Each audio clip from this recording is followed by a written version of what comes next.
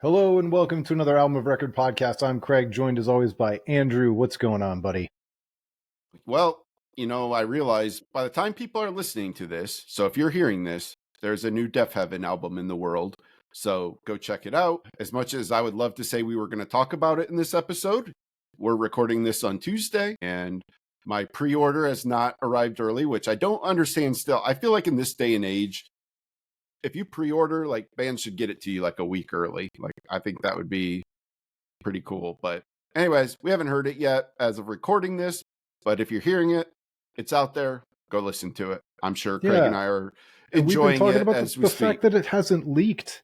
Like I'm happy that bands aren't having their work stolen and propagated across the internet 7 weeks early, but I'm also sad about it. Yeah. I mean, there was a time, a day and age when we got to hear everything early and we got a little spoiled by it, but it is what it is. Yeah, and now these bands do their pre-release singles and their little teasers on Instagram and things like that. But can we say, I've really stayed very far away from most of the Def Heaven stuff. I haven't over-listened to any of it.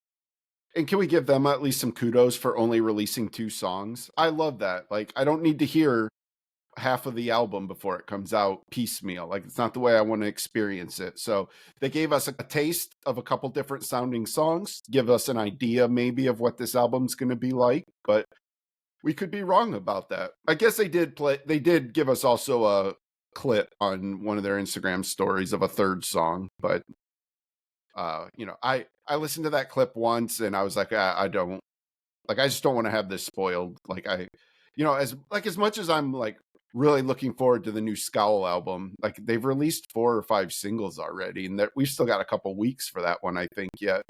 And we talked about this in the past, like the Cloud Nothings album, the last one, they released a bunch of songs off of that, probably 5 songs off of that ahead of time. Yeah. And so like, I don't know, then when you listen to the album, it's almost disorienting because you're already so familiar with half of the songs and it makes it feel less new. So anyways, I'm very, very excited for this Def Heaven album. I've only been talking about it for about 3 months. So Yeah. So the topic of the day is going to be Jagged Little Pill by Alanis Morissette. I think we're maybe a month early on the 30th anniversary of this one. You and I had planned this for a week, and just today we realized the day we're recording is the 3-year anniversary of Taylor Hawkins' death. And obviously you can't talk about Jagged Little Pill and the subsequent tours without talking about Taylor Hawkins. It's just kind of ironic, maybe. don't you think?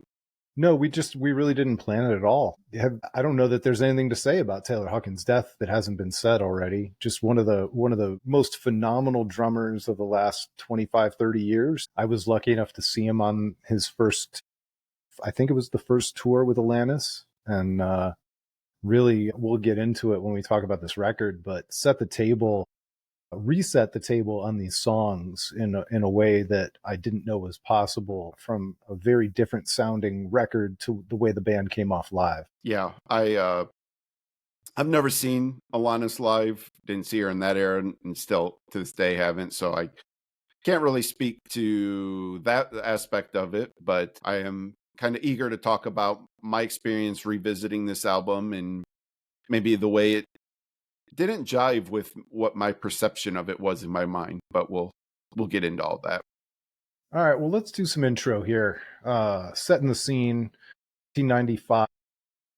The grunge scene is almost over with. Mid-90s alternative rock was dominated by male-fronted bands. You still got Nirvana all over the radio, Pearl Jam, Soundgarden, Green Day. There were some female artists breaking through, like PJ Harvey, Hole, Liz Phair. And then out of nowhere, Alanis, a former Canadian teen pop star, shows up with this song, You Ought to Know. And then it was kind of the summer of Alanis. And then the fall of Atlantis, not the fall like she fell down, but the autumn of Atlantis. Yeah. Yeah, no, it was like, this is really like, we're really hitting the second wave of grunge or post-grunge, whatever people want to call it. It was, really like anything post Kurt Cobain's death sort of feels like it falls into sort of a post-punk era then, or not post-punk, post-grunge era. And I do think that's interesting and relevant, particularly when You Ought to Know comes out, and definitely fits the sound and vibe of that era of what was happening in music. And I do still think that song is a pretty strong outlier on this album. I think I remember, I don't recall ever owning this album, actually. I don't think I Really? ever owned the CD, but I definitely heard it. I mean, had friends that, had it. And I do think like there was probably some people who went into it, who bought it after You Ought to Know, who thought like you were going to get a whole album of that. And, you might be thought like, when the album starts with All I Really Want and then You Ought to Know, and you're like, okay, here we go. And then Perfect, just like, you're like, oh, wait, what is this? Like kind of the showing the other side of it. And then like, there are some moments here and there, that kind of harken back to that post-grunge sound. But I really feel like Alanis was really carving a pretty unique sound. And I think a lot of that has to do with the production of this album and the way it was written and recorded. So I remember buying this album. I'm pretty sure I bought it at Best Buy. I was 16 years old, driving my 88 Plymouth Sundance. And I remember, certainly buying this because of You Ought to Know, but then really enjoying a lot of the other songs. And I'll call them the other songs because at the time we didn't know that Hand in My Pocket and Ironic and all these other songs were going to become big, ginormous hits, or that this record would go on to sell. I'm looking at, I think it sold 33 million copies worldwide. Yeah. And it's been which is 12 insane. weeks. 12 weeks at number one. Yeah. Which is absolutely crazy. But I remember really, I'm trying to remember the order here, because obviously you already covered All I Really Want, You Ought to Know, and Into Perfect, and then comes Hand in My Pocket. But it's songs like Head Over Feet, Ironic, Not the Doctor. There's just there are a lot of those songs that didn't become the hits that also really grabbed me. This was one that I owned, and so I really bought into it. And then as all those singles kept coming out, it was like it reinforced the justification of my purchase over and over and over again. The second single was actually You Learn, which is an interesting second single because that song never really took off. I mean, I definitely remember that song like as a single, but it didn't take off the way some of the other ones did. And it wasn't really until Hand in My Pocket, which was the next single. That was the one that really, I think, cemented this album. And then it went number one in Canada, but to your point, it peaked at number 6 at the Billboard Hot 100. Yeah, compared to what came after, Hand in My Pocket, Ironic, Head Over Feet, All I Really Want. Like, I feel like those songs definitely, particularly Hand in My Pocket and Ironic, like those two singles back to back after the already staggering success of You Ought to Know. I think that really made sure it was clear like this was not a one-hit wonder album, that this was a complete work. And she had some chops for sure. Worth mentioning, the album was produced by Glenn Ballard, and this is relevant because he's sort of a sneaky co-writer. Like he has a lot of co-writing credits. He co-wrote a Michael Jackson song. I think was it Man in the Mirror? Was that the one? I think so. He's one of these like quiet super producers. Yeah. I mean, he's produced a ton of big albums. Yeah. He did Man in the Mirror. He did Hold On with Wilson Phillips. Yeah, that's right. And he's also worked with No Doubt, Shelby Lynne, Goo Goo Dolls, P.O.D., and Annie Lennox. Yeah, and Dave Matthews Band. Yeah, and the Dave Matthews Band was the one that really caught my eye, that I was like, I was intrigued by that fact that it wasn't just a produce on that either. He co-wrote that album with Dave Matthews Band. So, and it's interesting because, he gets hooked up through the machine, the hit making machine. Alanis and Glenn Ballard get in touch, and they just kind of jive and hit it off musically and creatively. And then by all accounts, pop star from Canada shows up in LA, hooks up with Glenn Ballard, and magic ensues. And they start writing. And by all accounts, like they just immediately started hashing out ideas right away. And Glenn Ballard played a lot of the instruments on this. You know, a lot of the drums are programmed on the album. They're programmed drums that, you know, he did. He played the guitar, bass. There are some other guests who we can talk about in a minute, but you know, Alanis didn't, you know, play guitar or anything on this. She just did vocals and harmonica was her contributions. And I'm not saying just as in a like, oh, trying to downplay, you know, her role in any of this, because obviously she, you know, a lot of this is her creative ideas. But it was interesting that so they just working together, and she had another writer who was able to flesh out these ideas she had into songs right there on the spot, and they worked really fast. They basically recorded one song a day, like, you know, spent one day working on one song, and then the next day they would work on the next. And I think that really lends itself to sort of the raw feel of this album. Like, it definitely has a very raw, I mean, in some ways, some of these really do sound like a bunch of demos, and not. I don't mean that negatively per se. No, Like, you're nailing it for me, because I need to talk about this. So Glenn okay, Ballard is he's the best thing that happened to Alanis because of the songwriting and the songs. But I think this feels, especially after seeing the band live with all of these phenomenal musicians just rocking out on stage, this feels like it should have been the demo, that she right, should have become a band with a band, and they should have gone back into the studio and recorded it as a band, because this sounds to me like a pop star pretending to be a rock star with the production help of a producer. yeah, What really catches me on the listening to this all over again is just how much I kind of hate these songs as they're recorded versus my memory of them from live in concert.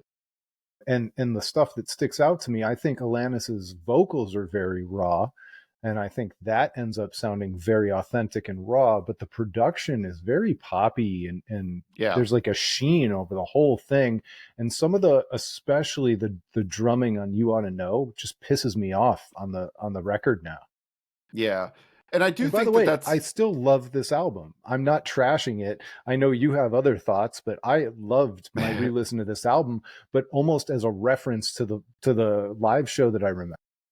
yeah. Well, and that's the thing. So the way this all started was a couple weeks ago. I just randomly decided to listen to this album for the first, and it's honestly, Craig, it's probably the first time I listened to this since, I doubt I've listened to it in the 2000s. It's probably been that long since That's I've listened to crazy. this. And, you know, I mean, I've heard the hits, and I've heard, like, watched live performances on YouTube, you know, You like buy the, groceries, yeah, you've yeah. So, you know, it's out there in the ether. I'm, you know, not trying to act like I haven't heard any of these, but to sit down and listen to the album front to end, it's been a very long time. And I was a little disappointed, if I'm not, I mean, if I'm being honest. I did not think it held up that well. And I think a lot of it is that production that we're talking about here. And, you know, like, I, we've talked a little bit about like the Collective Soul first album, Hints, Allegations, and Things Left Unsaid, which is in many ways kind of similar to what this album is. It was just like things that were just thrown together, put on tape, and they're like, oh, hey, let's get an album out. You know, done very quick, not a lot Well, of, and very specifically as a reference for the audience, you and I have talked about the production and the drumming specifically on Shine. It just does yeah, not hold up to the power and sound that the band produced later. exactly. Like that's a, I mean, it's a perfect, really, But it's a the perfect song was just comparison. that good.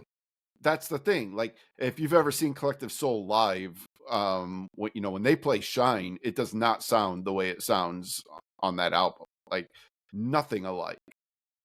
In many ways, I sometimes feel like that almost did them a disservice. I feel like people sort of got the wrong idea of Collective Soul out of the gate because of the production of Shine. I think people heard it and thought, oh, this is like cheesy, like pop rock type thing. And it wasn't until their second album, the self-titled one with like Gel and, you know, what's the big hit? Oh my gosh. World I Know. I can't I Well, The always World forget I my Know, but timeline. what the, oh my gosh, this is going to kill me. Wow. It's a good thing it's not a Collective Soul podcast. It's amazing. I cannot remember the name of this song right now. I'm getting old when I'm forgetting these things. It's arguably their, well, Shine is probably still their biggest hit, but probably their second biggest hit, December. Yes, there you go. December. So, anyways, I'm kind of digressing from Alanis Morissette here, but that was kind of so. As I was listening to this, I just felt very unmoved by a lot of these songs. Like I felt like hearing it in just the album form and not having that live experience to fall back on. I definitely heard the highs of the like good moments on this song, and there are some great songs, but I felt like there was quite a wide gap between the highs and then the lows on this. The some of the slower stuff and like what I almost consider filler really didn't hold up very well for me at all. See, and for me, as somebody who owned it and listened to this thing incessantly back in those days, it was lesser hits like Head Over Feet. It was Right Through You, Forgiven, Mary Jane. These are the ones that came back to me, and I was like, it gave me a little something in terms of nostalgia to hear those again. Whereas if I never heard You Ought to Know ever again, I would be fine because I've heard it 1,000,000,001 times. Yeah. But so it's just that part is really interesting. I can't understand exactly how all this production came together and nobody decided to re-record some of the stuff.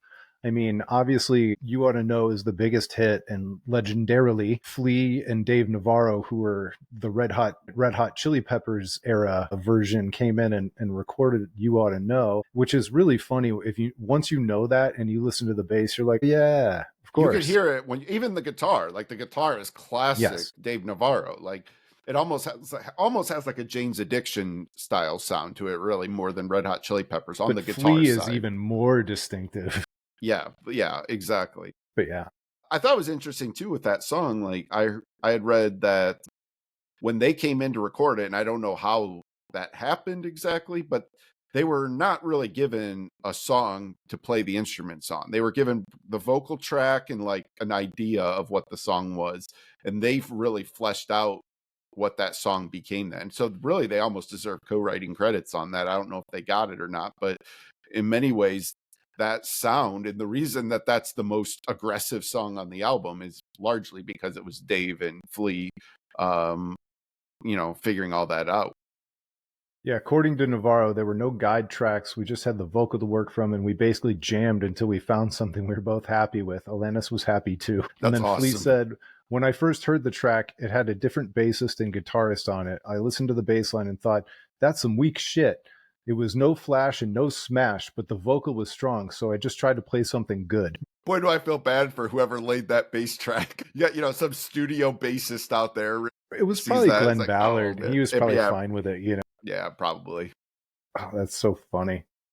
And it's hard to believe, like, one of the things that we haven't talked about is just how young Alanis was when all this was happening. I think she was 19. When they recorded it, she was 19. So she probably would have been 20 when it came out. Yeah, but just, I mean, I'm 46 now. Just imagine what it must have been like to be at the center of that whirlwind at age 19. Yeah, I mean, I know she had 2 pop records under her belt in Canada, but like this is just a whole different thing. Yeah, especially working with, musicians like Dave Navarro and Flea, that has to be quite a different experience from recording a pop album. No, for sure. So one of the things that always comes up when people make fun of this record, and usually, in jest, because it's pretty much are we going here?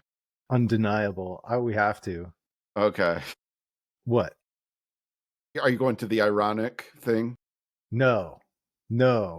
I thought we were going to the ironic thing. Okay. What are we going to the harmonica thing? Oh, okay. All right. Go ahead then. So anybody who knows how to play the harmonica, and I'm not one of those people, has trashed the harmonica playing as just utter dreck. Horrible, really? Horrible I harmonica didn't know this playing. was a thing. I did not know this was a thing. So in his autobiography, John Popper had a whole quote about it.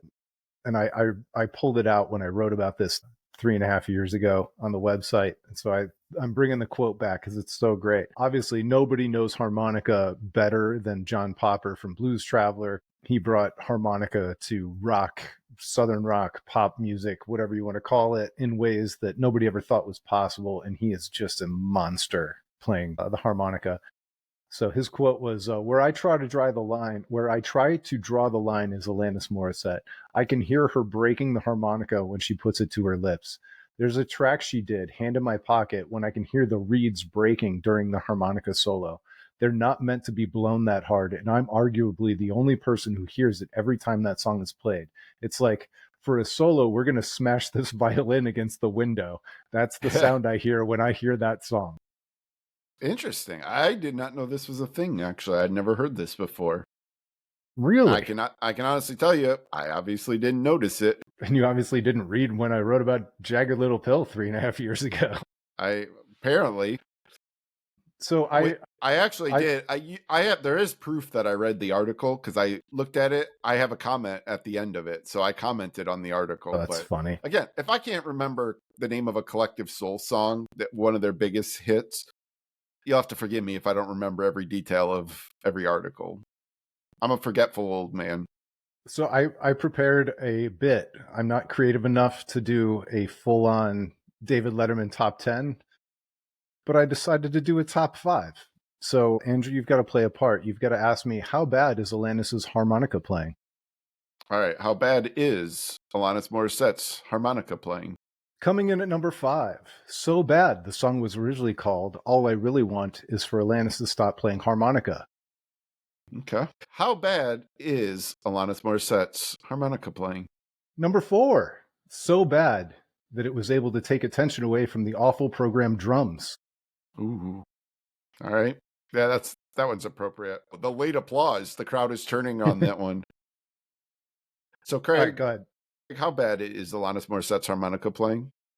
It is so bad that Steven Tyler told her to stop honking on Bobo. Now that one I like. Thank you. I'm gonna let the laughter simmer down there. But I mean, what I really want to know is how bad is Alanis Morissette's harmonica playing? Number 2, it's so bad they begged Alanis to put both hands in her pocket. You didn't like that one. Yeah, that one was just okay. Well, I mean, it was tough to follow up honking on Bobo. Come on, I mean, well, let's see what number that was at number 1 is. Well, let's see what comes in at number 1. All right. Well, finally, can you just really let me know how bad Alanis's harmonica playing is? It was so bad that she was ghosted even after going down on him in a theater. Ooh. All right. Wow. Thank you. This is what happens when I prepare bits. Can we talk about that line? Like yeah, that was sure. that was like a fairly shocking line in a song in 1995. It like first of all, I feel like it took some courage to like actually like put that out there in that way. Yes. But I do think that this is like this era, and it really like is a moment that speaks to Alanis's sort of female empowerment movement that she was definitely at the forefront of. In the 90s, you touched on it a little bit, but like, all of a sudden you've got, PJ Harvey, you mentioned.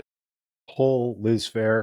No doubt. Gwen Stefani, like there, even like, Juliana Hatfield, and, like, there was like very much a female empowerment movement within this style of music, because grunge, like the original first wave grunge, was so male dominant, like that it was very testosterone fueled. Like we can definitely admit that. Like, I mean, in that first wave, you're looking at like, I think L7 was out there. If you really want to go like early underground, Mia Zapata from the Gits, like there were a couple, but like there were not a lot of like strong, powerful female voices out there. And I thought it was interesting. It's not just that one song or that one line. Like this whole album is just riddled with Alanis talking about, sort of her experience coming out like through that, pop world, and really trying to reclaim her identity outside of that and becoming what we know her as today, which is not a pop artist. And so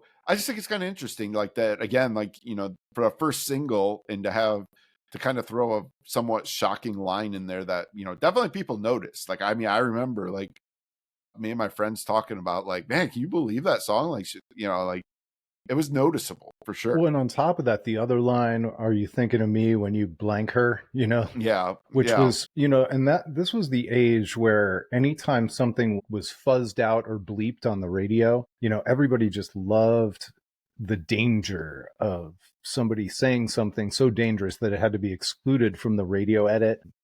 But I when I was doing my homework on this, I started looking up all the different female artists who ever name checked Alanis as like influential or somebody that maybe that they looked to as they were growing up or whatever else. You've got names like, obviously, the Canadian connection. You've got Avril Lavigne, Pink, Kelly Clarkson, Olivia Rodrigo, even Beyonce and Taylor Swift have cited Alanis as an influence, which is like pretty wild. Yeah. Can we talk about, I happened to see this quote when I was doing some research for this. I love this Olivia Rodrigo quote. She said, quote, "Every girl I knew had that CD in her Discman. Alanis made it okay to be messy and loud and complicated." Now, I love this quote. We've established, Craig and I are Olivia Rodrigo fans, but Apologists, even. yeah. But I mean, she was born in 2003. So this was between Under Rug Swept and So-Called Chaos. This is already almost 10 years after Jagged Little Pill. And that's when she was born. So if she, by the time she's 10 years old, it's 2013, are Discmans even a thing anymore? Like, Maybe she borrowed it from her mom. Yeah. And like, that was like that when Alanis went on that 8-year hiatus where she didn't put out any albums, like that's the era that Olivia Rodrigo was coming out in. And I'm not disputing that she listened to this album, that she owned it, that it had a huge impact on her. I'm not denying that. It's more of the every girl I knew had that CD in her Discman. Like, I don't know. I might be calling cap on that. Like, in 2000, even Every girl I know used to watch the videos on YouTube, or yeah. I mean, because I'm being generous even by giving her 10 years old at 2013. Like, really, the era you're getting into Alanis is more like your teens, right? And so we got to bump this up to like 2016, 17. Like, I don't think people are rocking Jagged Little Pill on their Discmen. Is that the plural of Discman, or is it Discmans? Discmans. No, I don't have no idea. But the key here, you're losing the plot, Andrew. The key is that Olivia Rodrigo, somebody we like, also name checked somebody that we're talking about, and that's a good thing. There we go. Yeah. Giving credit to the people who came before you is really awesome. And I think there was Alanis constantly gets brought up at like superstar shows and stadiums. I think she do one with Taylor Swift where she played a song, or was it Olivia Rodrigo? Like even Not last sure. year. And I love that kind of stuff. I eat it up. Where they trade verses, they sing the choruses together. It gets a huge pop from the crowd who wasn't expecting to see Alanis. Everybody loves it. Yeah, again, I'm just being a shit here. Like I love Olivia citing this as a reference, and I'm not doubting it. I'm not disputing it. Like, I truly believe that Alanis probably had a strong impact. I mean, you can almost hear it in some of the songs Olivia writes. Some of her more, like, I'm not going to call it rock songs, but some of her more rock influenced songs, I think you can hear that Alanis influence coming through. So I'm not disputing it. I think it's awesome. I think it's great. That just caught my attention when I had to look up how old she was or what year she was born. I'm like, just doesn't seem like she's old enough to have been rocking Jagged Little Pill on a Discman. Like, maybe she was, but to say every girl I knew, I don't know. I'm suspicious. Yeah. But anyways. All right, so let's do it. Let's talk about Ironic.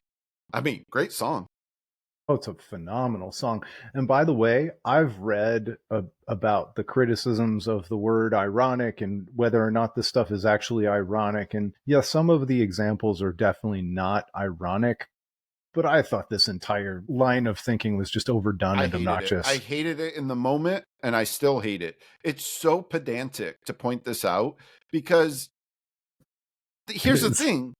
Like, we use the word ironic the way Alanis does in everyday conversation. People do that all the time. People use ironic when they mean coincidence. Like, it happens all the time. So I don't understand. I never understood the pushback on this. Like, you and I have talked about this sort of similar too, when people will say, like, when somebody's like, oh, we have free speech in this country, and somebody's like, well, technically the government can't throw you in jail for saying that, so it doesn't violate free speech. It's like, yeah, but like, we have a spirit of free speech in this country, right? Like, and that's kind of like how this ironic is to me. It's like, yeah, okay, technically by the dictionary definition, these things are not ironic, but I've heard so many people use ironic in that same way all the time. I agree with that. And the more I think about the word ironic and what irony actually is, the more it hurts my brain, because Yeah. I've just always used it in common language in a way that made sense to me in context. And I never really thought about the super technical definition. I'm the kind of Yeah. person who I learned all the words that I know from reading. And I wasn't sitting, you and I didn't grow up in the era of electronic dictionaries or clicking on something in Kindle and just automatically getting a definition. So I had to guess a lot growing up. Yeah, for thousands of years we've learned language contextually. Like, that's And how I think a language lot of us were works. like, but I think we're the last generation, Andrew. We're the last generation who didn't have definitions at our fingertips whenever we wanted on every device all the time. Well, I don't know. Like, I've heard some young people talk today, and I think they just make up words, like use words however they want. Well, they really have no excuse because they've got a dictionary connected to their Sure. hand basically at all times. Sure. And now I'm the old man yelling, the way these kids talk today. What gen are we on that we can? Yeah. This Who next who even knows? generation is the dumbest of generations of Yeah. all time. It's Yep. always the previous generation calling the other generation the dumbest one of all time, that doesn't get it, Yep. doesn't do things right, doesn't walk Yep. uphill both ways, etc., etc. Yeah. Let's try not to be those crusty old men, Andrew. Okay. All right. Refocus. Dodged a bullet. Yeah. All right. So where do you want to go next? I want to talk a little bit about the actual song Hand in My Pocket. I think that this is probably my favorite song on the album. I think this is a really interesting song. I like the way the like musically, like I like the what they were going for. It's not a traditional, I'll call it a riff, it's not like a traditional song building structure. And lyrically, like, I don't exactly know what it means, but like, to me it like just feels like the ultimate like slacker anthem. Like, I don't know, like it's like, well, okay, well, why is one hand in her pocket and the other one doing all these other things? The only one I question is playing the piano part, because like, you really should play piano with two hands. You can play a lot better if you're playing piano with two hands. But I don't know. I think this is one of the like coolest songs on this album, and just in terms of how it was written, I've really like, just listening to this again. To me, that was almost the song that stood out to me the most, more than any other song. Yeah, it's one of the least heavy in terms of content. It just sounds lighter and nicer, and I'm usually not drawn to songs like that, but I absolutely love this one. There's no angst Yeah, to it. It's a real right. break from the angst on the rest of the record.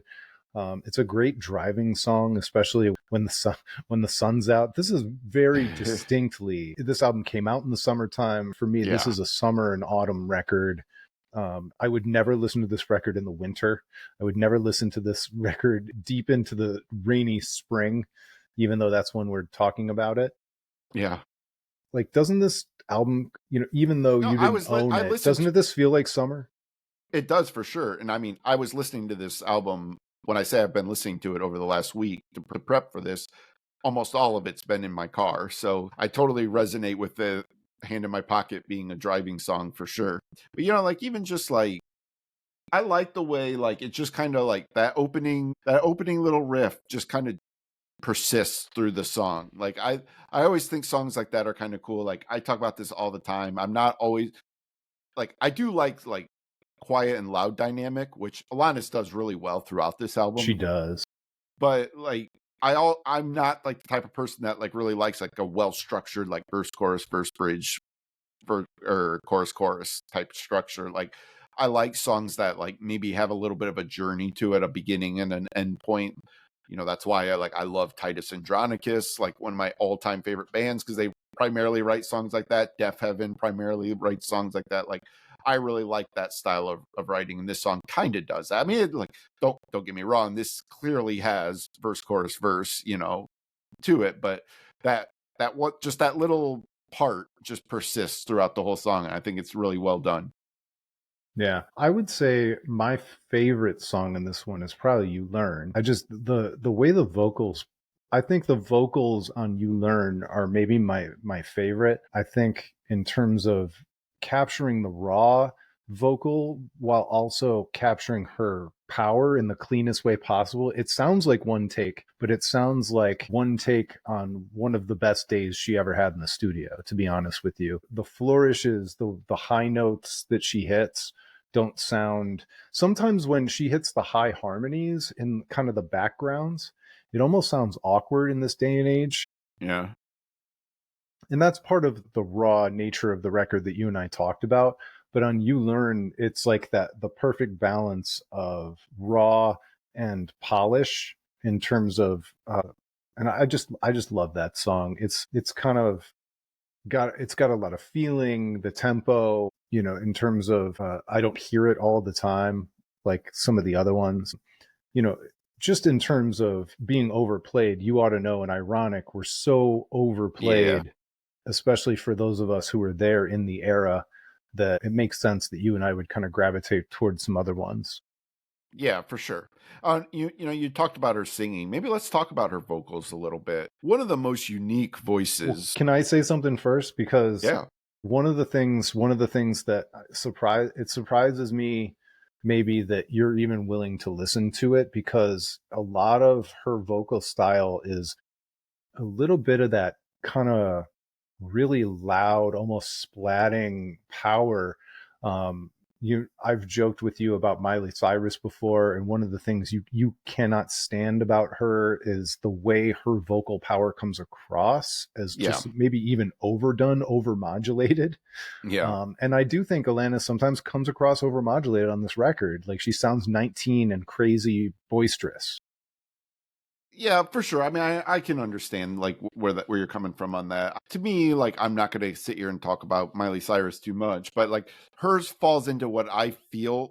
I'm not saying it is. I'm not saying she's doing it on purpose. It's just the way my brain perceives it, as a little bit campy almost, in a way that Alanis's doesn't. Alanis just has like, it's just such a unique voice. Like there's nobody that sings like this, and like, the different ranges and the different voices that she uses. She has a dramatically different sounding voice when she's delivering a verse versus when she lets loose on the chorus. Is like, it's a wide range, not in terms of, well, I mean, she does have a pretty decent range in terms of just technical octave, but I'm talking more in like power and delivery. They're dramatically different voices that she has throughout this album, and I think that really paints a lot of this album. Whereas if she kind of stayed in the same register the whole time, I think a lot of these songs would feel a lot more flat, because again, on the production side of these, there's not a lot happening. It's not a dynamic sounding album in a way. Like, I mean, I agree with your point about it, the sheen that's there, but you're not like, if you're listening to it with headphones, you're not hearing like a lot of like dramatic studio tricks or anything like that. No. So I think it could come across as flat if she didn't really have that dynamic quality to her voice that she can really add the texture. Because like when I say like, I remember perceiving this album in the 90s as very raw and visceral, and I listening to it now with like more experience and like understanding music a lot more, I sort of like understand the way it's her voice that's doing that. She's accomplishing those textures and those layers with what she's doing with her voice. And I think she deserves a lot of credit for that. I don't know if she's perceived like as a technical singer, but what she does to give a distinct feel and sound to her albums, I think is really impressive. I borderline trashed Glenn Ballard for his production because of how I feel about it today, but he deserves a lot of credit, because how many producers would have made her re-sing the lines and the harmonies and everything Absolutely. else and drowned him in effects. And I don't know if autotune was around enough in those days, but if there's autotune on this, I'd be absolutely shocked. And I think a lot of the rawness, you're right, comes from her vocals, and she deserves the credit for kind of her unique style. You know, the way she finishes lines with that weird kind of warbly flourish. Yeah, I don't even know Almost what like, you would call that. It's hard to describe, but well, it's I almost know like Dolores exactly what you're talking about. O'Riordan from Yeah, from the Cranberries with Cranberries, her. which is another Yeah. one that was around in that era. Yeah. But a lot of people used to, because she's from Ireland, they used to call it like almost like a yodel or whatever. I know yodeling doesn't come from Ireland, but that they used to accuse her of yodeling. But yeah, there's almost like that technique to flourish on the end of lines for Alanis too. Yeah. So yeah, and it's just to me like that's like the like one lasting thing that I take away from this. And like, I'm trying to be careful because I really don't want to sit here and make it sound like Glenn Ballard wasn't an asset to her, because I think he probably was, Well, yeah. in terms of, not doing the easy thing, which would have been like, how can we take this pop star and make her an American pop star? He allowed her to sort of like see her vision of what, she wanted this to sound like. And, he was definitely a true, like, there's no animosity in it. Like, he was a true partner to her in this project and this album. So I'm not taking anything away from him. But like, again, it's just for me, the lasting takeaways tend to be the thing that Alanis brought to this album. That's that the dynamics, the attitude, the angst, but like also being vulnerable at the same time. Like she could be like, this album is overtly angry in a lot of ways, but it's also, really like raw in terms of like how vulnerable it is as well, which is interesting. So I But to think your she point deserves. about Alanis using her voice like an instrument, this came I found an article on it's a website called Gearspace that was talking about the production that Glenn Ballard and the studio engineers were using. And they were talking about the recording of the song Forgiven. And because it's a really like a big chorus on that song. And the studio engineer was a guy named Chris Fogel, and he said that Alana stood further back from the microphone, belting into the room to create a natural reverb rather than relying on heavy post processing. And then he went on to talk about how instinctive she was at using her distance from the microphone to create varying sounds in the studio, which, like, maybe that is from being a pop star and having been around microphones for a long period of time, but that doesn't just like, that is something that you learn over time as a recording artist, and apparently she was phenomenal at it. So I find that stuff interesting. Yeah, for sure. That's why I like doing a lot of these, revisiting these albums 30 years later, 20 years later, because a lot of the stories are out there now. You can just kind of dig through and you find a lot of the stories and figure out the magic that went into it, and sort of what was behind it all. I'm kind of curious, this is maybe veering outside of this album specifically, but like it is related to it because so obviously like this album defines her career. Like what do you think, like sort of like her lasting legacy, not of this album, but of her as an artist? Like, you know, none of her other albums, I don't think, sold anywhere near what this one did. The I'm, follow-up did really well, and Thank You was a huge hit, but no, yeah, not to this level.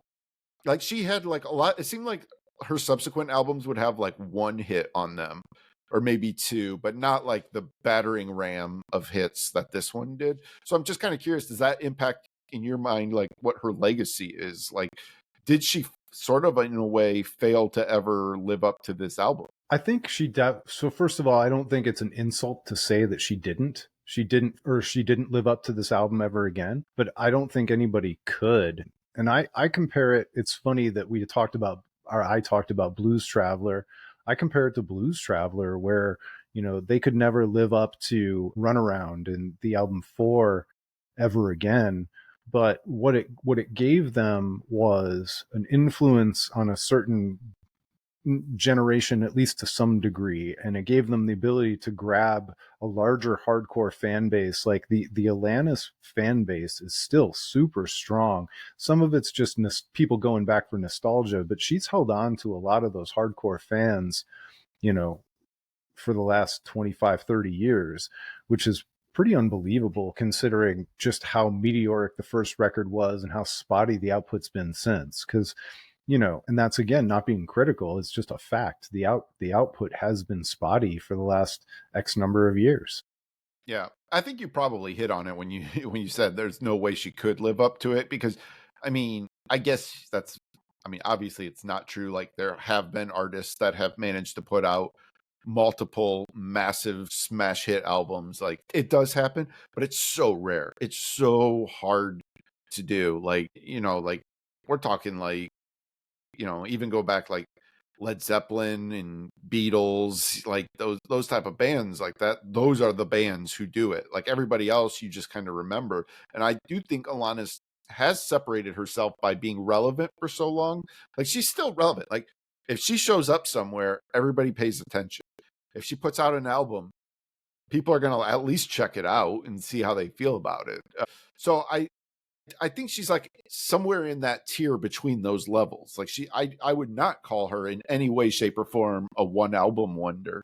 Like, definitely not. Like, she has other like very important albums to a lot of people, and like she's had a profound impact on the music scene. And so I'm not trying to say any of that, but She played God in Dogma. that's true. That's true. And she was awesome in that too, by the way. But so yeah. let's talk about this is where we should finish. Let me kind of go through my laundry list of awards and different things, because some of this it's just unbelievable. All right. So this is a 95 record. So it was celebrated at the 96 Grammy Awards. Jagged Little Pill won Album of the Year and Best Rock Album. You Ought to Know won Best Rock Song and Female Rock Vocal Performance. She tied a record for the most Grammys won by a woman in one night, 4, tying Carole King. She swept the Juno Awards in Canada, taking Album of the Year, Single of the Year, Best Rock Album, Female Vocalist, and Songwriter of the Year. This is really funny. Rolling Stone, which initially gave it 3.5 out of 5 stars, later ranked it among the 500 greatest albums of all time, number 327 in 2003, then up to 69 in 2020 in an updated list. Boy, somehow that album got better. Did you re-record it? Different writers. Imagine ranking that 327 out of 500, and then after some time passes, it magically rises 250 spots or whatever. Let's see. Rolling Stone's 100 Best Albums of the 90s. It plays 45. And Colin Larkin's all-time top 1,000 albums at number 51. And then the Rock and Roll Hall of Fame listed it in their definitive 200 albums at number 26. Definitive 200 albums. I can't argue with it. It's definitive. You make a list of definitive and nobody can argue with you. That's right. Yeah. So that was the laundry list. Talk about a year.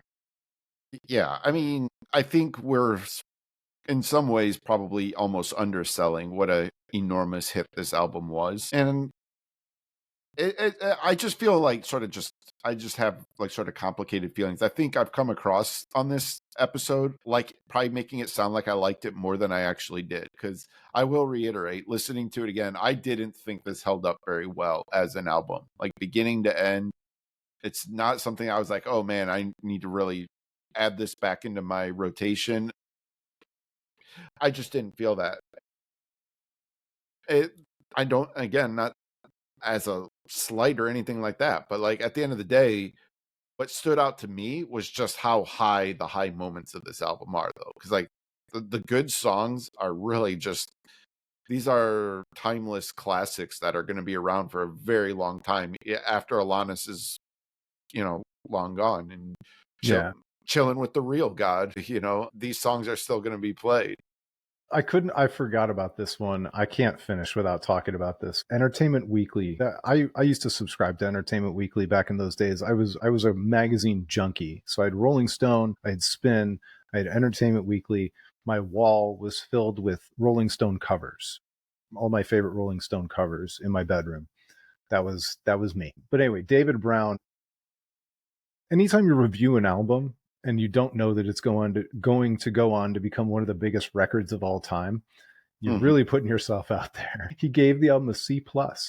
He loved You Ought to Know, but found a full album of Morissette's angst harder to swallow, saying what sounds arresting on a single grows wearing over a full album.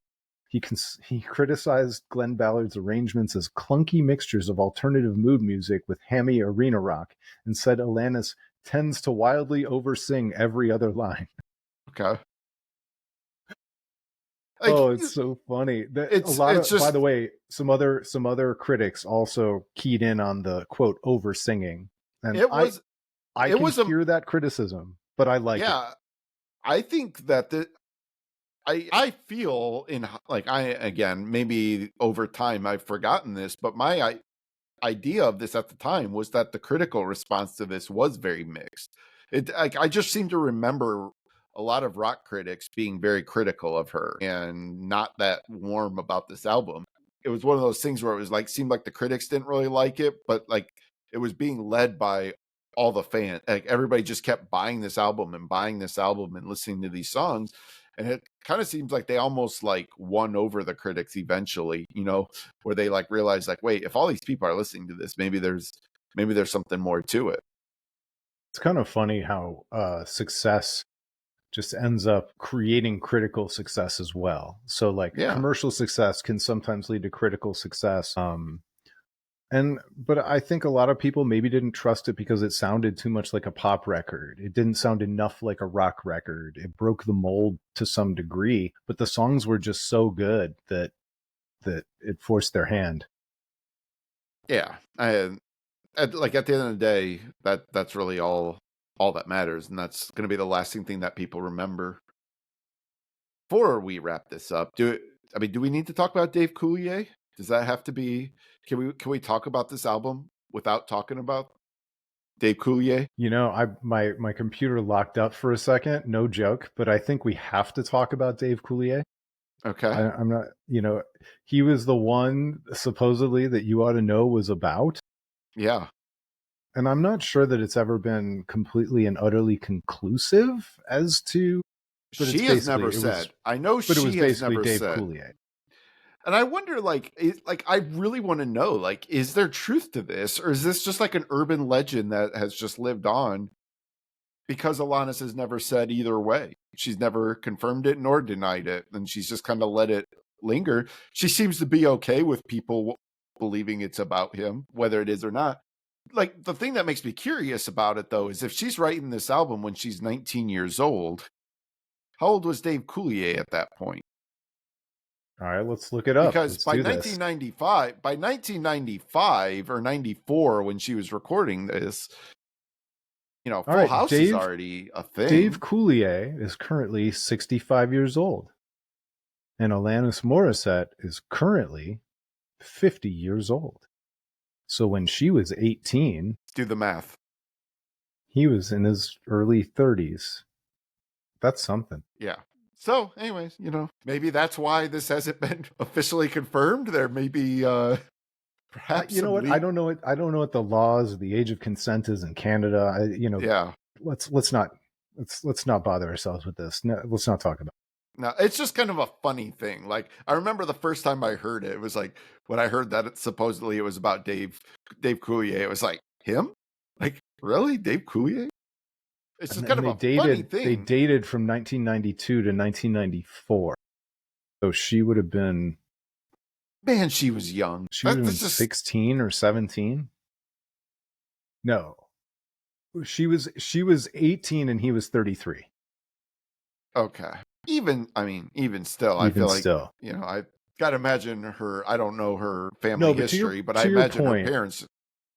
To your point, when I initially heard this, I just dismissed it. I thought it was like when I was a kid and they talked about some male pop star who needed his stomach pumped or liked to play with hamsters and toilet paper tubes. Like, it was all urban legend garbage. At least that's what I thought. Come to find out, you know, she apparently dated the Full House guy. So we know she dated him. Doesn't mean the song is about him, but we know that they dated. But yeah, it's I don't know. It's just kind of interesting that she's one of America's uncles. But I do know, you know, one last thing I'll say about that song is, I think some people have perceived it as a revenge song. And one thing Alanis has been very clear about is that to her, it was never a revenge song. it's an angry song. It was her just unloading all these feelings that she had about whether it was Dave Coulier or whoever, letting all of this emotion just pour out of her. And you do hear that again in her vocal delivery in that song. And like even the album, I like, or not the album, the video. I remember the video like really like portraying that energy, that like angsty energy. Was Taylor Hawkins in the video for it? I don't know. I'm not sure.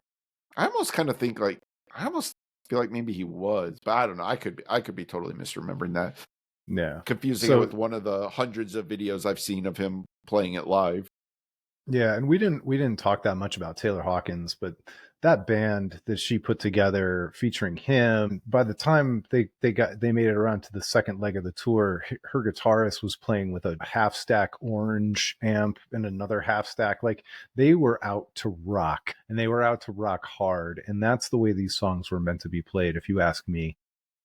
I meant to say earlier, you said something that I immediately like latched onto that I was like, yes, why didn't I think of that?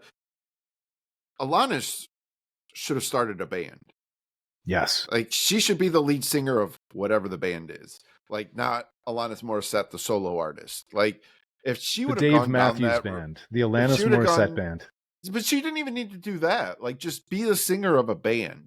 Like her bringing her songwriting chops, her vocal delivery chops, that dynamic that she builds with her voice, bringing that to a live band setting and writing as a band and really letting the creative juices flow. Like I really would like to see an alternate timeline and hear what that sounds like if somebody really could have fleshed that out, if she would have really found a band that fit what she liked to do vocally. I think it would have been really great, because that's part of why she's such a, to this day still, like she still sells out arenas, I'm pretty sure. And I think, you know, she's well known for her live performances, and I think that just speaks to what she could have done for a band. Now look, I'm sure she's quite happy with her career. She doesn't need us to give her career advice or anything like that, but I do, as soon as you said it, I was just like, man, you're right about that. Like I kind of like to live in that alternate timeline and hear that band. If you ever want to hear kind of what the best version of these songs are, go find some of those performances back in the Taylor Hawkins days. Find those performances where they really, this band, 6-8 months into touring this record, they found the spots where they were jamming it out and they were extending the songs, and she's twirling and jumping and running all over the stage like a wild person and just feeling it. And I think that's part of what cemented this music and cemented Alanis in the culture kind of forever and ever and ever. It wasn't just the videos. It wasn't just this record. It was everything, and everywhere she went, her, even all the way till she did Woodstock 99. And that was after her second record was out, but she killed.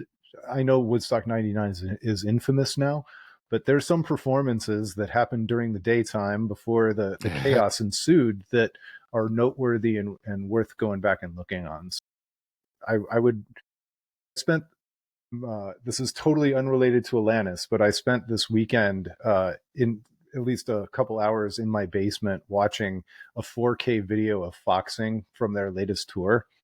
Yeah. Do that. Like if it's on your computer with headphones, like there's so much amazing stuff on YouTube. Go find a live Alanis concert and watch the whole damn thing. Amen. All right. That's us. That's it for this episode about Alanis Morissette. Thanks so much for watching on YouTube. Thanks so much for listening on the podcast app of your choice. Thanks so much for coming to the website albumofrecord.com and signing up for free. We appreciate it very much. And I'm not sure what we're going to do next time, but make no mistake, we'll be back. Well, I've got to guess what we're going to talk about next time. Oh, we're probably going to talk about Deaf Heaven next time. Yeah. All right. You're not going to be able to stop me, Craig. Enjoy the record, we're everybody. Talking about that. All right. We'll talk to you next time. It's been the Album of Record podcast.